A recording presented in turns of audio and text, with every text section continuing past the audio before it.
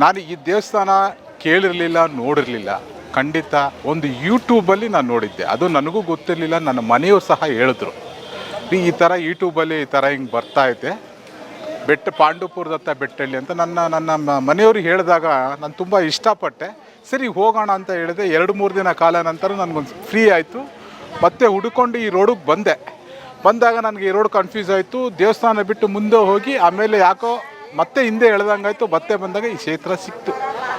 ಮೊದಲನೇ ಸಲ ಈ ದೇವಸ್ಥಾನ ಬಂದು ಕಾಲಿಟ್ಟಾಗ ನನಗೊಂದು ದೊಡ್ಡ ಅನುಭವ ಆಗಿದ್ದೇನು ಅಂದರೆ, ನನ್ನ ಮೂಲತಃ ಬಂದು ನಾನು ಬೆಂಗಳೂರು, ನಾನು ಹುಟ್ಟಿ ಬೆಳೆದಿದ್ದು ಬೆಂಗಳೂರು. ಅದು ಮೈಸೂರಿಗೆ ಬಂದು ನನಗೆ 2 ವರ್ಷ ಆಯಿತು.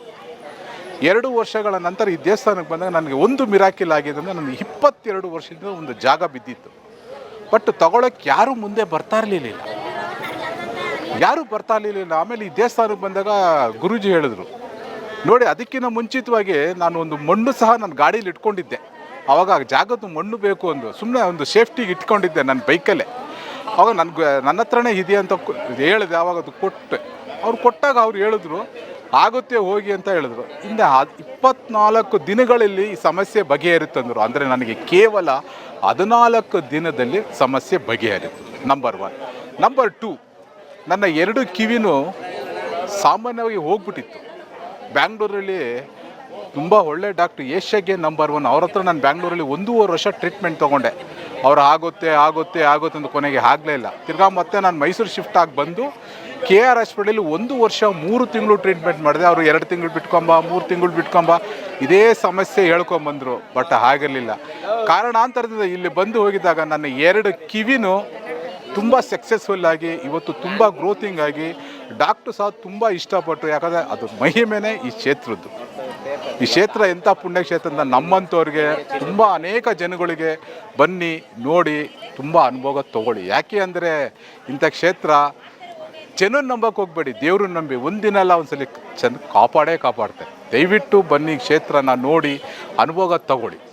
ಗುರುಜಿ ಬಗ್ಗೆ ಹೇಳಿದ್ರೆ ಸರ್, ಗುರುಜಿ ಬಗ್ಗೆ ನಾವು ಏನು ಹೇಳೋಕ್ಕೆ ಮಾತೇ ಇಲ್ಲ ಸರ್. ಏನಂತ ಹೇಳಿ ನಾನು, ಯಾಕಂದರೆ ಅವರು ತನ್ನ ಶಕ್ತಿ ಮೀರಿದಷ್ಟು ಜನಗಳಿಗೆ ಸಹಾಯ ಮಾಡ್ತಿದ್ದಾರೆ. ಯಾಕೆಂದರೆ ನಾನು ಗುರುಜಿ ಬಗ್ಗೆ ಹೇಳಪ್ಪ ಅದನ್ನು ನಾನು ತುಂಬ ನೋಡಿದ್ದೀನಿ, ಎಲ್ಲ ಕಡೆನೂ ಹೋಗಿದ್ದೀನಿ. ಬಟ್ ಈ ಥರ ಒಂದು ಕ್ಷೇತ್ರ, ಪುಣ್ಯಕ್ಷೇತ್ರ ಮತ್ತೆ ನನ್ನ ಜೀವನದಲ್ಲಿ ನಾನು ನೋಡೋಕ್ಕೂ ಆಗೋದು ಇಲ್ಲ. ಯಾಕೆ ಅಂದರೆ ನಾನು ಅನೇಕ ಸಾಹಿತಿಗಳ ಜೊತೆಲಿ ತುಂಬ ಒಳ್ಳೊಳ್ಳೆ ಜೊತೆಲಿ ನಾನು ಒಡಲಾಟ ಇಟ್ಕೊಂಡಿದ್ದೆ. ನಾನು ಚಂದನ ಟಿ ವಿಲಿ ಸುಮಾರು ಒಂದು 18 ವರ್ಷಗಳ ಕಾಲ ನಾನು ಅಲ್ಲಿ ವರ್ಕ್ ಮಾಡಿದ್ದೆ. ತುಂಬ ಜನ ಒಳ್ಳೊಳ್ಳೆ ಸ್ವಾಮೀಜಿಗಳು ಬಂದಿದ್ದು ನನ್ನ ಜೀವನದಲ್ಲಿ. ನಾನು ಹುಟ್ಟಿ ತುಂಬ ವರ್ಷಗಳಾದ್ರೂ ನನ್ನ ಜೀವನದಲ್ಲಿ ನಾನು ನಂಬಿದ್ದೆ ಇಬ್ಬರನ್ನ. ಒಂದು ಶಿವಕುಮಾರ್ ಸ್ವಾಮೀಜಿ, 2ನೇದು ಡಾಕ್ಟರ್ ರಾಜೇಶ್ ಗುರೂಜಿ. ಬಿಟ್ಟರೆ ನನ್ನ ಇನ್ನು ಜೀವನದಲ್ಲಿ ನಾನು ಯಾರಿಗೂ ತಲೆ ಬಗ್ಗಿಲ್ಲ, ನಾನು ಬಾಗೋದು ಇಲ್ಲ. ಯಾಕೆಂದ್ರೆ ಅಂಥ ಪುಣ್ಯವಂತರವರು ಯಾರು 2 ಡಾಕ್ಟರ್ ಶಿವಕುಮಾರ್ ಸ್ವಾಮೀಜಿ ಮತ್ತು ಡಾಕ್ಟರ್ ರಾಜೇಶ್ ಕುಮಾರ್. ಯಾಕಂದರೆ ಅವ್ರಿಗೆ ಹೇಳೋಕ್ಕೆ ಪದನೇ ಇಲ್ಲ. ಅವರು ನಾನಾ ಜನಕ್ಕೆ ವಿದ್ಯಾದಾನ ಮಾಡಿದ್ರು, ಅನ್ನದಾನ ಕೊಟ್ಟರು. ಬಟ್ ಇವರು ನಾನಾ ಜನಕ್ಕೆ ಡಾಕ್ಟರ್ ರಾಜೇಶ್ ಅವರು ಭವಿಷ್ಯ ಕಟ್ಕೊಡ್ತಿದ್ದಾರೆ. ಯಾಕೆಂದರೆ ತುಂಬ ಅನುಕೂಲ ಇದೆ ಈ ದೇವಸ್ಥಾನ. ಈ ತಾಯಿ ಅಮ್ಮನಿಂದ ತುಂಬ ಜನ ಅನುಕೂಲ ಆಗಿದೆ. ಬಟ್ ಅದರ ಎಕ್ಸಾಂಪಲ್ಲೇ ನಾನು 22 ವರ್ಷಗಳಿಂದ ಇದ್ದಿದ್ದ ಜಾಗ ಕೇವಲ 14 ದಿನದಲ್ಲಿ ಮಾರಾಟ ಆಯಿತು. ಮತ್ತು ಅದನ್ನು 15 ಲಕ್ಷ ಕೊಟ್ಟು ಬೇರೆ ಒಂದು ಜಾಗ ಸಹ ತೊಗೊಂಡೆ.